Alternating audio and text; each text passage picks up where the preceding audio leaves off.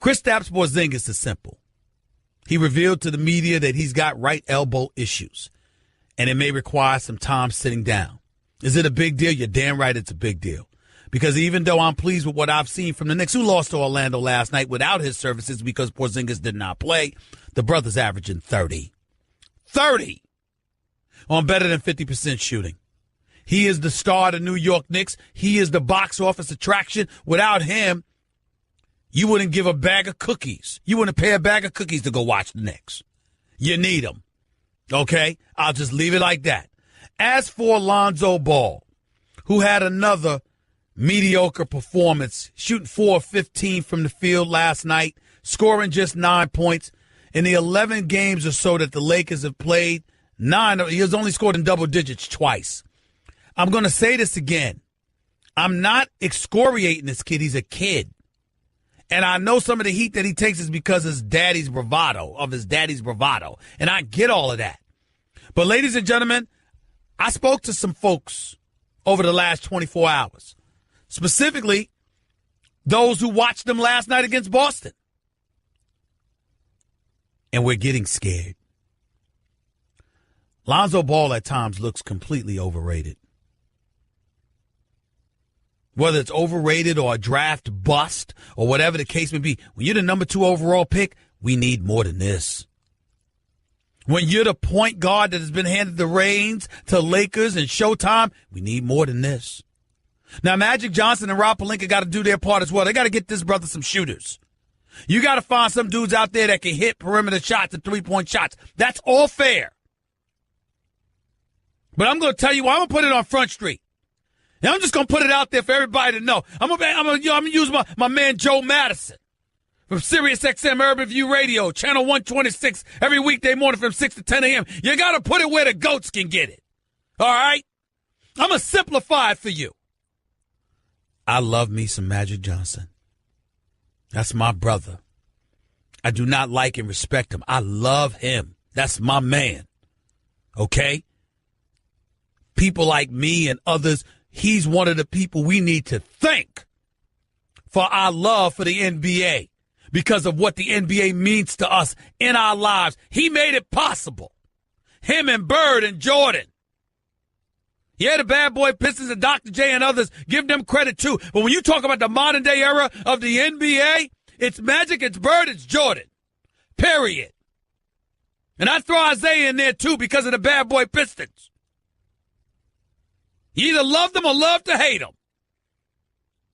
When we talk about Miami going up against Notre Dame this Saturday, reminiscing about their encounters in the 80s where it was the Catholics versus the convicts.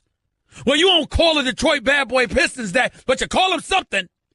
They evoked that kind of emotion. It ain't always about loving somebody. It's about loving the hate folks, too. That's what makes the game great. And the Pistons contributed to that. So I throw them in the mix as well. With Isaiah and Mahorn and John Sally and Lambeer and Rodman and Vinny the Microwave Johnson and, of course, the great Joe Dumars. Along with Isaiah, with the great, Chuck Daly, Daddy Rich, God rest his soul. Boy, was he a dresser, a dapper dresser, big time. So throw the Detroit Pistons in there too. But the bottom line is this. You can't always love them. You got to love to hate people too, because that's what, it's always great to have a villain. And boy, were they villains. All I'm saying that is to say this. Magic Johnson, I love this brother. He is a basketball savant. He is to be looked upon that way come hella high water.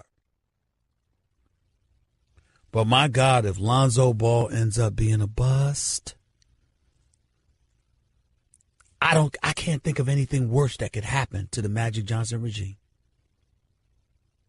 When I watched De'Aaron Fox play against Oklahoma City the other night, I was impressed with what I saw.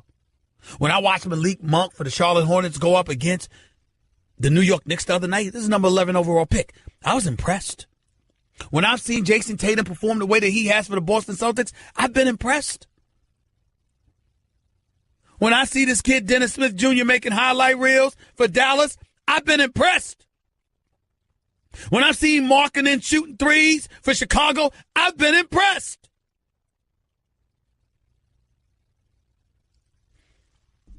I have not been impressed with Lonzo Ball. He's too passé. Cat's getting in his chest, going at him. He seems content. That want-to factor, that want-it factor, that pride, that dog in you that his daddy seems to have, where you ain't backing down to nobody and you gonna go for it no matter the outcome. I don't see that. I just don't. And I'm getting very, very worried. I'm not going to spew negativity upon this young man. I wish him nothing but the best. I'm rooting for him. When the Lakers are great, all of us benefit from it. And I'm rooting for Lonzo Ball. I had Jason Kidd on First Take this morning with me, coach of the Milwaukee Bucks, who's a Hall of Fame point guard. And he confirmed it. Listen to what he had to say about Lonzo Ball right now. Play it away. Take it away, Nuno.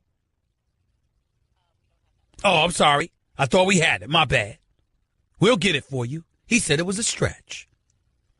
And you know the number one thing that came out of his mouth? I played hard for 48 minutes.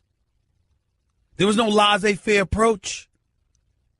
No lackadaisical or nonchalant approach to it. I see cats coming at Lonzo. I don't see the response I'm looking for. I'm getting very, very concerned. I'm just keeping it real with y'all. Guess what? You're in the middle of the Stephen A. Smith Show podcast. Damn it, I mean it! I'm going to get to my man Damian Woody in just a second. I got the host of Sports Center Coast to Coast, the lovely Kerry Champion, texting me talking about the Lakers and why are you not getting on Markelle Fultz? Lonzo Ball wasn't the number 1 overall pick. He was, Steven. Markelle Fultz is hurt. He's played in 4 games. Now, why am I getting on the lovely, wonderful Kerry Champion? I'll tell you why. Because she has no objectivity when it comes to our Lakers. That's why. If it had been anybody else, I'd be like, I understand. But because it's the Lakers, it's important that the world knows she bleeds purple and gold. Not red, purple and gold. And how dare anybody get on Lonzo too much. But you know something that Kerry Champion won't tell y'all? Won't even tell me, but I'll tell on the world about her? She's very concerned about Lonzo, too. Very. Stay in your car and enjoy the show, girl. But leave the objectivity on the Lakers to me, because you don't have it. You know how you are about your Lakers. You know how you are. My man Damian Woody tries to wax eloquently and objectively all the time. Sometimes he succeeds, sometimes he doesn't. But he's here with your boy, yours truly, Damian Woody, NFL analyst extraordinaire for ESPN. What's up, big boy? How are you? Man, okay, let me tell you something right now, okay? And I want you to listen very closely. You're not going to keep talking bad about my Lakers, dog. You can't really? keep talking bad about my Lakers, man. Hold it, stop right there. Damien, you a Lakers fan? Disrespecting my Lakers. Hold it. You a Lakers fan? I didn't know that. No, hold on, calm down. I didn't know. You a Lakers fan? Man, what? Man, I'm a Lakers fan through and through, baby. I didn't know. All right, let me ask you this question in all seriousness. Tell the truth. Based on what you've seen, you're concerned about Lonzo too, aren't you? I need to see more dog out of him. Am I lying about that? Would you tell Kerry Champion she's listening? Would you tell her, please? Don't you need to see more dog in him? Hey, boo! We need to see more dog out of Lonzo. I'm not seeing it right now. I'm telling you right now. Listen, I would go to Washington tonight to watch him play against the Wizards. But why? Why waste my time? Why should I go to the nation's capital? Why should I take time out of my busy schedule to go see him, Damien? Why should I do that? You shouldn't right now. The way he's playing right now, he's just too passive. You get to half court and he's giving up the ball already. Like, bro, come on, man. Like you the floor general. command it, man. I need to see some dog in him assert himself more. They coming at him, Damian, and he just taking it, man. He just taking it. That's all I'm going to say. I'm going to move on to some football with the one and only Damian Woody right here with Stephen A. on ESPN Radio. Jerry Jones is contemplating suing the NFL. You heard those reports. What were your thoughts? Man, it's just a power move, man. Jerry, listen, guys who making bread like that, guys who have accumulating significant wealth like that, they're consumed with power. They are consumed with power. And I just find it funny because when Tom Brady was going through Deflategate, he was all chuckles and everything. Yeah. Now that, the script is flipped, now he mad at, Roger Goodell, mad at everybody because he got Ezekiel Elliott in the bind right now. But he's just trying to put Roger Goodell in his place. That's all he's trying to do right now. You really think that that's all this is about? You don't think that he really, really wants a new commissioner? Man, I don't know if he got that much flex where he can bring in a new commissioner. I just don't know. But I think what this lawsuit is going to do is going to force some owners to really show their allegiance one way or the other. I think that's going to be the real interesting part.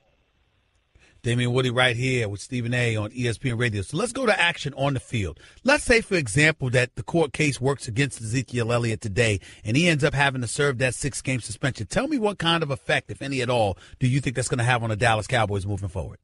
Oh, it's going to have an effect, Stephen A. Anybody who's watched the Dallas Cowboys, Zeke has been balling.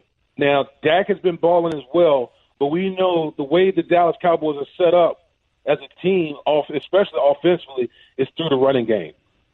Zeke has been eating. He's been, it seems like he's not even getting touched till 2 or 3 yards down the field. And then obviously he's so talented as a runner that he makes extra things happen after the contact. But if you take Zeke Elliott away from that team, man, they're in a world of hurt because guess what? Dez Bryant can't separate from anyone. He can't separate from me if I was playing cornerback. Is it that bad with Dez Bryant right now? Is it that bad? I mean, he hasn't had a 100-yard game in the last 11 games, but is it really that bad, or is it a product of them running the football and not targeting him nearly as much as they should? What is it? No, Stephen, listen, if you're running the football the way the Dallas Cowboys are running football, you're going to have one-on-one opportunities everywhere. And the fact that he hasn't had a 100-yard receiving game in 11 games, I thought Dez Bryant was a dog. Like, where is he? He's on the back of a milk carton or something, man. It's like he has never been a speed burner, but the dude can't separate. Who's the best team in the NFL right now, Damian Woody? Philly. Why? Philly, man, they're the most complete team. Carson Wentz playing like an MVP. I think he is the MVP of the National Football League right now. And I'm telling you, Stephen A., they can run the ball, and those guys up front for the Philadelphia Eagles on the defensive line, they flat get after the quarterback. Fletcher Cox is an animal on the defensive line, and they're just getting after these quarterbacks, man. To me, they're the most complete team in the league. Well, you say they're the most complete team in the league. Considering the fact that they're the most complete team in the league, why are you not giving more credit to Drew Brees, considering the fact that the Saints are on a 6-game winning streak and they've been balling the way they've been balling? Listen, I'm not taking anything away from the Saints. Defensively, I think their defensive coordinator right now is one of the best coaches in the National Football League. Their defense, man, they're taking the ball away at such a high rate. It kind of reminds me of when the Saints won the Super Bowl, I think it was back in 2009. That was really their key. They just took the ball away so much, and they're doing that again this year. Drew Brees is going to be Drew Brees. Drew Brees always going to put up really good numbers. They got Mark Ingram, Alvin Kamara at the running back position. They're balling, but it's the defense that stood out for the New Orleans Saints. But I still feel like right now, the Philadelphia Eagles are the best team in the league right now. Let's stick to the AFC with my last question. Are the Patriots still a team to beat in the AFC, or are you willing to give that nod to the Pittsburgh Steelers based on what you've seen? I've always been until you beat them, then I'm going to stick with them. For me, New England is still the team to beat. Until I see Pittsburgh actually beat them in a significant game, then I can't pick the Pittsburgh Steelers over New England right now. They have to show me first. Keep up the great work, big boy. We'll talk soon. Thanks a lot, my man. Absolutely. Yep. All right. The one and only Damian Woody right here with Stephen A. on ESPN Radio, 866-729-ESPN. That's 866-SAY-ESPN. back with your phone calls, and you are listening live to the Stephen A. Smith Show, ESPN Radio. I will take your phone calls. I'm not taking it from my boy Champ, who's the ultimate LeBron hater, and I ain't taking it from Kerry Champion, who is not objective about her Lakers. But I'll take the rest of y'all calls in a minute. Guess what? You're in the middle of the Stephen A. Smith Show podcast. Damn it, I mean it! To the phones we go right here on the Stephen A. Smith Show, ESPN Radio. Remember, I'm having the former executive director of the NBA Players Association, now running his own program at Seton Hall University, the one and only Charlie Grantham. He will be on the show with us in a little bit. Looking forward to having a conversation with him. Until then, to begin hour number 2. Until then, we're going to get back to the phones at 866-SAY-ESPN. Let's go to Charles. You're live with Stephen A. What's up, Charles? How are you? Hey, how you doing, man? All right, go ahead. Hey, Man, roll up that window or get all of that air off the air. I can't have you with my listeners like that. Go ahead, man. Is that in regard to Jerry Jones? Go ahead. I think it's about time for Jerry Jones to just go ahead and let his son run the show. But I know he's not going to do that. But you can't forget he was trained and mentored by L. Davis. So the power play is definitely in effect. He wants to disrupt things. And in regard to the basketball thing with Lonzo Ball, I mean, I watched the tournament last year. I didn't see no dog in the man at UCLA. So I don't know why y'all want to see some dog in the man. I didn't see no dog in college. You know? I thought I did. Well, most of us didn't get to see him a lot at UCLA. The game I saw a couple of games. I saw him against Arizona last year, along with a couple of other games where he looked pretty well, and then I saw him get destroyed in the NCAA tournament by the Aaron Fox in Kentucky. Right. So he looks good because he can play. He got talent, but he ain't got no dog. That's what I'm talking about. That dog y'all talking about, he don't have it in him. And Ben Simmons, he the truth. The game is easy to him. He can play, and he's smart. And he's going to get better. Let me tell you something right now. If Ben Simmons gets a jump shot, Lord have mercy. Lord have mercy. I mean, I don't even know. I don't even know what to say. If that brother gets a jump shot, Ben Simmons is special. He's a rookie.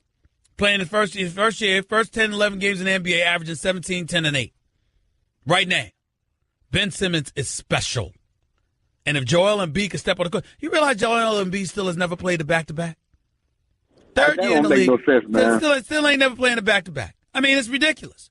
It really, really is. I tell you what else don't make any sense. It doesn't make any sense to me why Jahlil Okafor isn't playing at all, but he hasn't been moved or traded, just languishing on the bench. He averaged 17 and 7 as a rookie.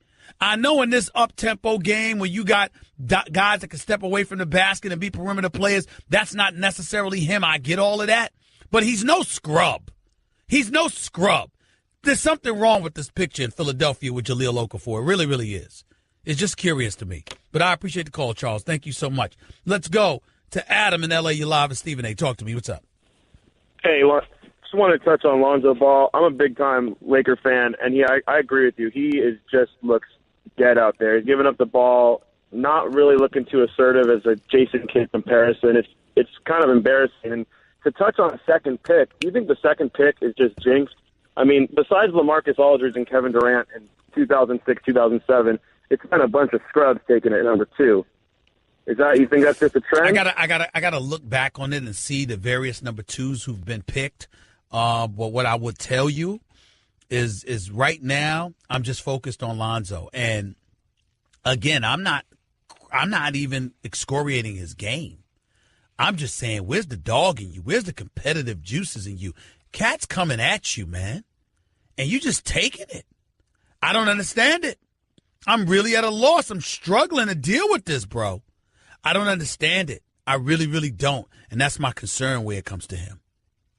I definitely agree, and I think maybe we'll see tonight if he gets John Wall again, a second time around, maybe he'll step his game up. But until they get a jump shooter on the perimeter. Well, I'll tell you what, the person that's got to show up tonight against him is John Wall. I mean, John Wall talking about no mercy, and then they went to L.A. and lost to him. What you going to do this time? And Bradley Beal showed up along. John Wall's got open. John Wall's a star. And he plays on both ends of the floor. And if he developed a consistent jump shot, we'd be talking about him in the same breath as Kyrie and others. But John Wall's got to show us something because Washington doesn't have a deep bench. They're going to need John Wall and Bradley Beal to save the day. Otto Porter and Morris and others have to contribute. But it starts with Wall and Beal. And I have every confidence that Beal is going to show up because every time a big game arrives, he shows me. He shows up. So what is John Wall going to do? That's the question. I agree. We'll see tonight, I guess. But we'll see. Appreciate it, man. Thank you so much. Let's go to Dominic. You're live with Stephen A. Go ahead. What's up, Stephen A? Man, roll up that window. Make sure we don't hear all that noise. Go ahead. Can you hear me? Is that better? Yes. Go ahead. All right, yeah, man. First, I'm starting with Lonzo Ball. Like, I'm a Lakers fan. You know what I'm saying? I like the Wizards too. I'm from D.C., but I'm a Lakers fan.